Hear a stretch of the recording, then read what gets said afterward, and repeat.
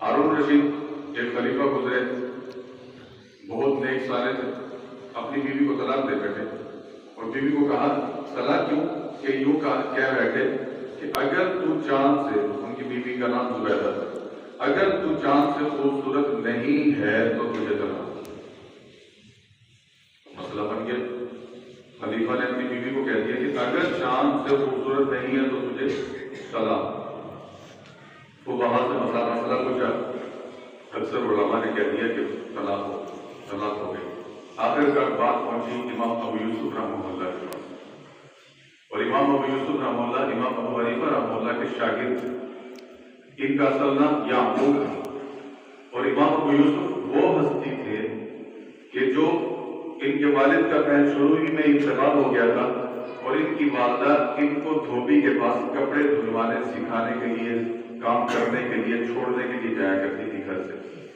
تو راستے سے گزرتے امام ابو حنیفہ رحمہ اللہ کا مسجد کا حلقہ لگا ہوتا ہے، امام ابو حنیفہ رحمہ اللہ اپنے شاگردوں کو سبق پڑھا رہے ہوتے، اور یہ جب راستے سے گزرتے چھوٹے سے بچے تو امام ابو حنیفہ رحمہ اللہ کی ان پر نظر پڑ جاتی۔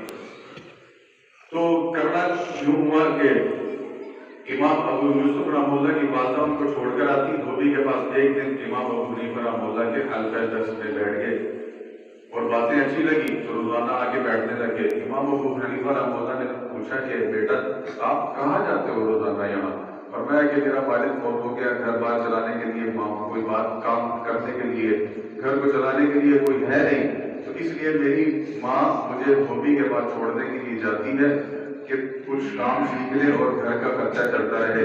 امام ابو حنیفہ رحمہ اللہ نے پوچھا کتنا خرچہ دیتا ہے دھوبی؟ تو امام ابو یوسف رحمہ اللہ نے بتائے، تو امام ابو حنیفہ رحمہ اللہ نے اپنی جیب میں سے کچھ پیسے نکال کر اس کو دیے اور فرمایا کہ آپ اپنے گھر میں رہ کے گھر بار چلاؤ اور روزانہ سبق میں آگے بیٹھ جایا کرو، گھر کا خرچہ میں آپ اپنے ذمہ لے لیتا ہوں۔ چند دن تو بیٹھے رہی، آخر ایک دن ماں نے جا کے دھوبی سے پوچھا کہ میرا بچہ کتنا کام سیکھ گیا؟ اس نے کہا وہ آئے گا تو سیکھے گا۔ اس نے کہا وہ تو روزانہ آتا ہے۔ تو دیکھا تو ایک دن پیچھے پیچھے چلتی آئی تو دیکھا تو امام ابو حنیفہ رحمہ اللہ کے درس میں آ کر بیٹھ رہے ہیں۔ تو امام ابو ان کی والدہ نے آ کر پکڑا، بازو سے پکڑا اور جھاڑا، اور امام ابو حنیفہ رحمہ اللہ کو بھی تھوڑا سا غصے میں کچھ بول دیا اور کہا کہ آپ کو پتہ نہیں ہے ہمارے گھر میں حالات خراب ہیں اور آپ اس کو یہ پڑھا رہی ہیں، گھر کہاں سے چلے گا؟ جیسا کہ آج کل ہمارے ذہنوں میں آتا ہے کہ بچے کو مولوی بنا دیا تو کھائے گا کہاں سے، اور پھر ایک جملہ بعد میں بولتے ہیں مولوی کھاتے ہی بہت ہے۔ یہ بھی ہمارے ذہنوں میں یہی آتا ہے کہ مولوی بن کے کھائے گا کہاں سے، اور پھر دوسرا دن جملہ آتا ہے کہ مولوی کھاتے ہی بہت ہے۔ تو اسی طرح ان کے ذہن میں یہ آیا کہ گھر کیسے چلے گا؟ تو انہوں نے کہا کہ، اور امام ابو حنیفہ رحمہ اللہ کو سب کڑی تسلی سنا کر اپنے بچے کو لے کر چلے گئے۔ آخر کار پھر امام ابو یوسف رحمہ اللہ کو تو ایک چسکا لگ گیا تھا، مٹھاس مل گئی تھی، تو وہ پھر آگے بیٹھنے لگ گئے۔ امام ابو حنیفہ رحمہ اللہ نے ان کی والدہ کو اس وقت فرمایا کہ میں اس بچے کو وہ سکھا رہا ہوں جس کی وجہ سے یہ پستے کے روغن میں بنا ہوا فالودہ کھائے گا۔ ان کی والدہ نے جو پہلے غصے میں تھی تھوڑی سی اور سنا دی، کہا کہ آپ بوڑھے ہو گئے، آپ کا دماغ خراب ہو گیا، کیسی باتیں کر رہے ہیں؟ پستے کے روغن میں بنا ہوا فالودہ، یہ تو وہ چیز ہے جو بادشاہوں کو کبھی کبھی ملتی ہے، اور آپ میرے اس بیٹے کو غریب کو کہہ رہے ہو کہ پستے کا فالودہ؟ تو وقت گزرتا گیا۔ ایک دن خلیفہ ہارون رشید پھر وہ اپنے زمانے کے امام بنے، پڑھتے رہے، اپنے زمانے کے امام بن گئے۔ خلیفہ ہارون رشید کے زمانے میں ان کو چیف جسٹس مقرر کر دیا۔ پھر خلیفہ ہارون رشید نے ایک مرتبہ ان کی دعوت کی، دسترخوان لگ گیا، ساری چیزیں آ گئی، کھانے کے بعد آخر میں ایک ڈش آئی، اس کے اوپر کپڑا ڈالا ہوا تھا اور بہت خوبصورت ڈش۔ خلیفہ ہارون رشید نے اس وقت کہا کہ حضرت یہ وہ چیز ہے جو ہم بادشاہوں کو، ہم خلیفوں کو بھی کبھی کبھی نصیب ہوتی ہے۔ امام ابو یوسف رحمہ اللہ نے پوچھا کہ یہ کیا ہے کیا؟ تو اس وقت انہوں نے کپڑا اٹھایا اور کہا کہ یہ وہ روغن پستہ میں بنا ہوا فالودہ ہے۔ امام ابو یوسف رحمہ اللہ کی آنکھوں سے ٹپ ٹپ آنسو گرنے لگے اور فرمایا کہ میرے استاد نے اس دور میں مجھے صحیح کہا تھا کہ اس کو میں وہ علم سکھا رہا ہوں جس سے لوگوں نے کس طرح کے بنے ہوئے فانوں پر کھائے. یہ امام ابو یوسف رحمہ اللہ. انسان کی ایک فطرت ہے کہ انسان کی عظمت اس کے ذہن میں ہو تو اس کی بات جلدی لیتا ہے. اب اس کی مثال میں لیتا ہوں, ہماری دکان پہ, ہمارے بازار میں, ہمارے گھر میں ایک عام آدمی گزر رہا ہے, اس کو پیاس لگی ہوئی ہے, وہ آپ کو کہہ دیتا ہے یار پانی تو پلا دو. آپ کوئی اہتمام نہیں کریں گے, آپ گلاس میں پانی لائیں گے اور پانی پلا دیں گے. اور اگر ایک آدمی گزر رہا ہے اور وہ آپ کو ساتھ یہ کہہ دیتا ہے کہ یار پانی تو پلا دو, میں یہاں کا ڈی سی ہوں, یا میں یہاں کا ایس ایچ او ہوں, یا یہاں کا میں افسر ہوں, یا میں وزیر اعلیٰ ہوں, تو اب آپ خود اندازہ لگائیں ہم اس کے لیے کیسے کریں, پانی پلائیں. اس کو یوں ہی گلاس میں پانی ڈال کے دے دیں گے؟ نہیں. ہم اس کو کہیں گے نہیں سر ایسے نہیں ہم آپ کو جانے دیں گے, آپ اندر تشریف لائیے. پھر اس کے لیے اچھا سا ڈنر سیٹ کھول لیں گے, اس میں سے گلاس نکال لیں گے, خوبصورت سے گلاس کے اندر اس کو پیش کریں گے. یہ کیوں کر رہے ہیں کہ اس کی عظمت ہمارے ذہن میں آ گئی کہ یہ افسر ہے, یہ عام آدمی نہیں ہے, یہ بڑا آدمی ہے, اس کو اس کے مرتبے میں رکھا جائے گا. اسی لیے ہماری ایک فطرت ہے. تو امام ابو یوسف رحمہ اللہ کے کس پائے کے عالم تھے, تو کیا فرماتے ہیں کہ فرمایا خلیفہ ہارون رشید کو کہ زبیدہ کو طلاق نہیں ہوئی. وہی تھوڑا اسی بات پہ آ گیا کہ زبیدہ کو طلاق نہیں ہوئی. علماء حیران, فقہاء حیران, امام ابو یوسف رحمہ اللہ نے کیسے کہہ دیا. خلیفہ ہارون رشید نے تمام علماء کو جمع کیا, ان میں امام ابو یوسف رحمہ اللہ کو بھی بٹھایا اور فرمایا کہ ان فقہاء نے تو کہا کہ طلاق ہو گئی, آپ ان کو دلیل دیجیے کہ کیسے طلاق نہیں ہوئی. تو فرمایا کہ امام ابو یوسف رحمہ اللہ نے فرمایا کہ اللہ رب العزت نے قرآن پاک میں فرمایا ہے لَقَدْ خَلَقْنَا الْإِنسَانَ فِي أَحْسَنِ تَقْوِيمٍ, کہ انسان کو تمام مخلوق سے اچھا میں نے بنایا ہے, لہذا آپ کی زبیدہ چاند سے بھی اچھی ہے, اس لیے اس کو طلاق نہیں ہے. چاند تو مخلوق ہے اور تمام مخلوق میں سے سب سے اچھا کس کو بنایا, انسان کو بنایا, لہذا اس وجہ سے اللہ رب العزت کا فیصلہ ہے. تو یہ چوتھی دلیل ہوگی کہ انسان کو تمام مخلوق میں سب سے اعلیٰ بنایا, صفات کے اعتبار سے, معاملات کے اعتبار سے, اخلاق کے اعتبار سے, تمام مخلوق میں. پھر اللہ رب العزت نے انسان کو بنا دیا, پھر انسان کی دو قسمیں کر دی, فَمِنْكُمْ كَافِرٌ وَمِنْكُمْ مُؤْمِنٌ, ایک کافر انسان اور ایک مومن انسان. اللہ رب العزت نے قرآن پاک میں فرمایا الذی خلق الموت والحیاۃ لیبلوکم ایکم احسن عملا, کہ میں نے انسان کو جو پیدا کیا تمہیں زندگی اور جو موت دی ہے, کیوں دی ہے, لیبلوکم ایکم احسن عملا, تاکہ تمہیں اچھے اعمال کے ذریعے سے پرکھ سکوں, آزما سکوں, دیکھ سکوں تمہیں اچھے اعمال. اب یہاں پہ بھی احسن فرمایا, حسن نہیں فرمایا. تو کیا مطلب کہ بہت اچھی عبادت ہوگی, بہت اچھا عمل ہوگا تو اللہ کے ہاں قابل قبول ہوگا, ہلکا پھلکا نہیں ہے.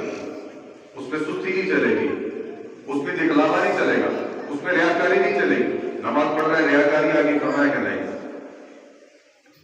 نماز پڑھ رہا ہے دکھلاوا آ گیا کہ میں نماز پڑھ رہا ہوں, یہ بندہ مجھے دیکھ رہا ہے, یہ کیا کہے گا کہ بہت اچھا مولوی صاحب ہے, کتنی اچھی نماز پڑھ رہے ہیں, بہت اچھا بڑا عالم ہے یار, میرے دل میں یہ خیال آ گیا اور اس بندے نے دیکھ لیا, فرمایا کہ یہ نماز قابل قبول نہیں ہے. اس ایسے نمازیوں کے متعلق فرمایا فَوَيْلٌ لِلْمُصَلِّينَ, کہ ہلاکت ہے نمازیوں کے لیے. اب اللہ معاف کرے, آپ فرمائے آپ کہیں گے کہ یار سب کے سب کہتے ہیں کہ نماز پڑھو کامیابی کامیابی کامیابی, اور یہ کہہ رہے ہیں کہ ہلاکت ہے نمازیوں کے لیے, نماز پڑھنے والوں کے لیے نہیں. صرف یہاں پر ایک نہیں لگائی, آگے اللہ نے فرمایا الذین هم عن صلاتهم ساہون, جو نمازوں میں سستیاں کرتے, جو ریاکاریاں کرتے, ان نمازیوں کے لیے ہلاکت.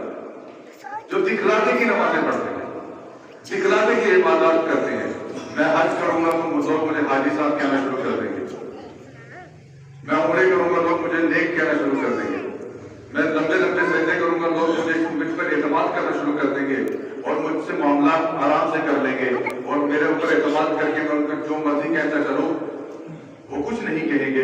ان لوگوں کے لیے ہلاکت ہے, ایسے لوگوں کے لیے ہلاکت ہے.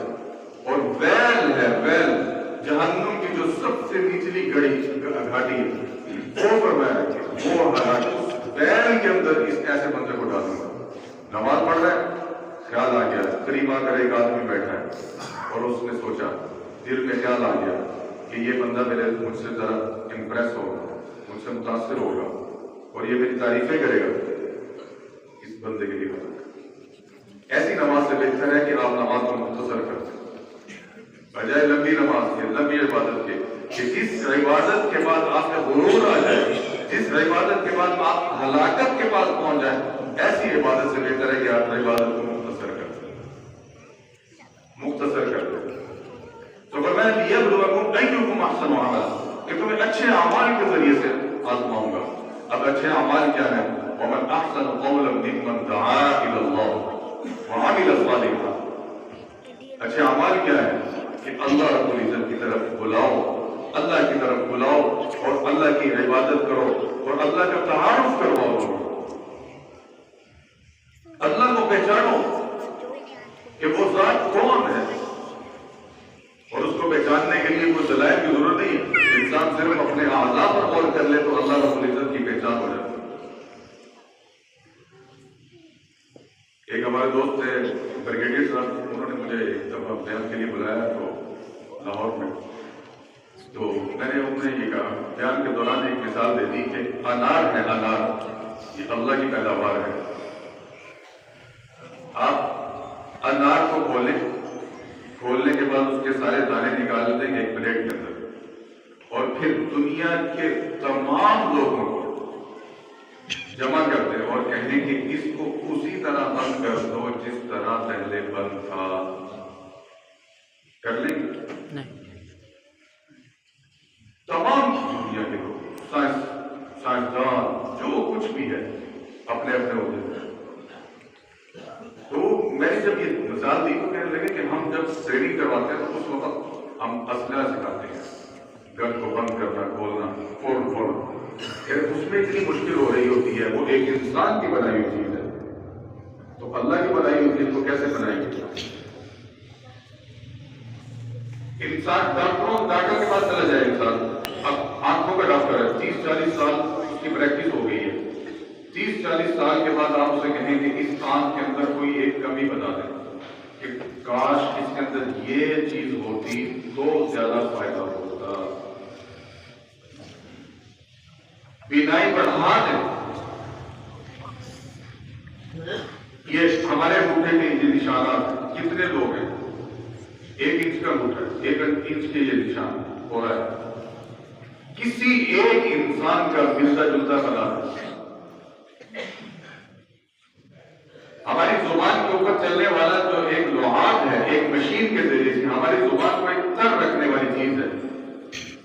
ہماری زبان کبھی گرمیوں میں دیکھا کیسے خشک ہو جاتی ہے، کبھی پیاس لگی ہو تو خشک ہو جاتی ہے، تو انسان مرنے والا ہو جاتا ہے، تو اس زبان کو کون تر رکھا ہے؟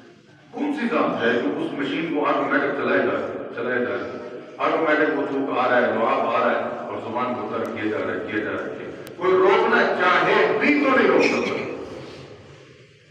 ہماری آنکھوں کی یہ پلکیں چمکتی ہیں، ان کو روک کے دکھاتے ہیں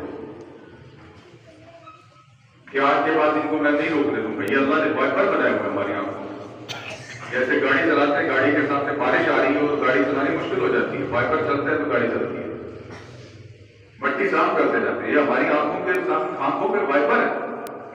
اگر آنکھیں یوں ہی پوری رہ جائیں، امریکہ کے اندر ایک آدمی کا ایکسیڈنٹ ہوا اور اس کی یہ اوپر والا وائپر کٹ گیا ایکسیڈنٹ کے دوران، وہ اتنا پریشان ہوا، اس نے کہا کہ دنیا کی جتنی بھی میری دولت ہے ساری کی ساری دولت لے لو لیکن یہ میرا ایک وائپر لگا دو، مجھے بڑی پریشانی ہوتی۔ ڈاکٹر پھر تو کیا کہ مٹی پیدا ہو، مٹی اس پہ آتی ہے، ذرات آتے ہیں، میں کہیں باہر نہیں نکل سکتا، اس کے اوپر ٹاکی رکھنی پڑتی ہے، کپڑا رکھنا پڑتا ہے، میں باہر نہیں نکل سکتا، باہر نکلتا ہوں تو اس کے اوپر مٹی جم جاتی ہے، اب اس کو پھر صاف کرنا پڑتا ہے، پھر الگ سے پانی مارنا پڑتا ہے، پانی مارتا ہوں، پانی مار کے پانی لگا کے اب میرا جسم خراب ہونا شروع ہو گیا، چہرہ خراب ہونا شروع ہو گیا، پانی کے زیادہ استعمال کی وجہ سے۔ کتنی بڑی اللہ کی نعمت، اللہ نے زبان دی ہے، ہم اپنا معافی ضمیر بیان کر سکتے ہیں کسی کے سامنے، کسی کو پیاس لگی ہے آپ اس کو کہہ سکتے ہیں مجھے پیاس لگی ہے، اس زبان کی کتنی بڑی نعمت ہے۔ اور جو گونگے ہیں آپ بتائیں کس طرح بیچارے وہ پڑک رہے ہوتے ہیں بات سمجھانے کی. اللہ نے کام دیے ہیں ہم ہر بات سن سکتے ہیں، اچھی غلط صحیح بری. اور جو بولے ہیں جن کو سماعت نہیں ہے، جن کے پاس آپ تھے، ان سے پوچھیں اس کی غلط ہے. ہمارا ایک ہاتھ کا یہ انگوٹھا جو ہے، اگر یہ انگوٹھا نہ ہو تو ہمارے کتنے کام، آپ صرف یوں مٹھی بند کر کے دکھائیں، کوئی چیز پکڑیں صرف یوں پکڑ کے دکھائیں، وہ طاقت ہی نہیں ہے جب تک کہ یہ انگوٹھا ساتھ نہیں ملے گا. تو کتنی بڑی نعمت ہے، اللہ نے کتنا وجود انسان کا بنا، اسی پہ انسان غور کر لے تو اللہ کو پہچاننا کوئی مشکل نہیں. تو اللہ نے کیا فرمایا کہ میرا تعارف کرو. یہ آسمان ہے، ہم جہاز بنانے والے سے حیران ہوتے ہیں یار جہاز کس طرح بنا دیا، لیکن جہاز بھی اس بندے نے خود اپنی تخلیق نہیں، وہ موجد ہے، خالق نہیں ہے. خالق اللہ کی ذات ہے. اس نے کیا، آپ کیا کہتے سمجھتے ہیں کہ جہاز کو یوں ہی بنا دیا بیٹھے بیٹھے؟ اس نے ان پرندوں سے وہ نظام دیا کہ پرندے کیسے اڑتے ہیں، اس نے اس کو کاپی کیا.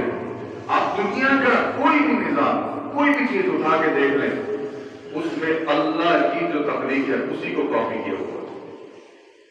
آپ گاڑیاں دیکھ لیں، چار پائے جانور جو ہیں، چار پاؤں والے، انہوں نے اس کو کاپی کر کے اس کو کاپی کیے ہوئے ہیں. ہم ان سے متاثر ہوتے ہیں کہ یار اس بندے نے بڑا کام کیا. بھائی اس بندے کا دماغ کس ذات نے بنایا یہ تو دیکھو. کمپیوٹر سے پریشان ہوتے ہیں یار کمپیوٹر بنا دیا، اس میں یہ ہے وہ ہے فلاں ہے فلاں ہے، اس بندے کا کیا دماغ ہوگا، اس سے متاثر ہو رہے ہوتے ہیں. بھائی اس دماغ کو بنانے والی ذات تو ایک انسان ہے. آپ پانی کے اوپر دنیا بھر کے لوگ جمع کر لیں، پانی کے اوپر تصویر نہیں بنا سکتے. آپ اندھیرے میں تصویر نہیں بنا سکتے. اور اللہ نے پانی کے قطرے سے انسان کو پیدا کر کے کتنا خوبصورت انسان بنا دیا. اس میں ہڈیاں پیدا کر کے انڈا دیکھ لیں، مرغی کا انڈا دیکھ لیں، آپ نے دیکھے ہوں گے اس میں سے جب چوزا نکلتا ہے، ویسے انڈے کو توڑو تو کیا ہے بیچ میں؟ پانی ہوتا ہے، اور لیکن اس سے چوزا نکل رہا. ہڈیاں کہاں سے پیدا کرتی، جان کہاں کس نے پیدا کر دی، وہ خوبصورتی کس نے پیدا کر دی، اس کے اندر رنگ کس نے پیدا کر دیے؟ تو یہ اللہ کی ذات ہے، اللہ کا تعارف. اور میں کہ احسن عمل کیا ہے کہ اللہ کا تعارف کرو، اللہ کی طرف بلاؤ، اللہ کے ساتھ جوڑو. اور جب انسان اللہ اللہ کرتا ہے، اب ایک سوال ذہن میں آتا ہے کہ اللہ کی تعریف کرنے سے ہمیں کیا فائدہ ہوگا؟ اللہ کو کیا فائدہ ہوگا؟ ہمیں اللہ کو کیا فائدہ ہوگا؟ اللہ کی تعریف کرنے کے لیے تو فرشتے موجود ہیں، جن و انس موجود ہیں، دریا سمندر پرند چرند ہر چیز اللہ کی تعریف کر رہی ہے. اللہ کو کیا فائدہ ہوگا کہ ہم اللہ کی تعریف کریں؟ تو اللہ فرماتے ہیں کہ مجھے تو کوئی فائدہ نہیں ہوگا، لیکن تمہاری عزت بڑھ جائے گی. سبحان. تم اللہ اللہ کرو گے، میں تمہاری محبت لوگوں کے دلوں میں ڈال دوں. آپ دیکھ لیں جو اللہ کے ولی ہوتے ہیں، ہم ان سے مسافہ کرنے کو ترس رہے ہوتے ہیں. کیوں؟ کیا وہ پیسے تقسیم کر رہے ہوتے ہیں؟ ہم اپنا جان مال ان پر قربان کرنے کو ترس رہے ہوتے ہیں. کیوں؟ کہ وہ اللہ اللہ کرتے ہیں، وہ اللہ سے جڑ گئے. اللہ فرماتے ہیں جو مجھ سے جڑ جائے گا میں تمام دنیا میں اس کی محبت ڈال دوں. ان کی زیارت کو لیے ترس رہے ہوتے ہیں. کیوں؟ کہ وہ اللہ اللہ کرتے ہیں. تو اللہ کا تعارف کروائیں، اللہ کے احکامات پر عمل کریں. اللہ رب العزت ہم نے عمل کرنے کی توفیق